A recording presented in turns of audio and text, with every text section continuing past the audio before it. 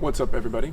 Matt Saunders here again. This is day 8, so I've got 1 week. Today I'm playing a tune called Dearly Gráinne, and it's kind of something I was thinking about with my daughter and how I feel about just emotions and things like that, and Kingdom Hearts, the video game, and kind of the hero's journey and where that takes heroes, and how sometimes heroes have something in their head where they're afraid that they can't do something, but they actually can, and sometimes they need the help of their friends to get there.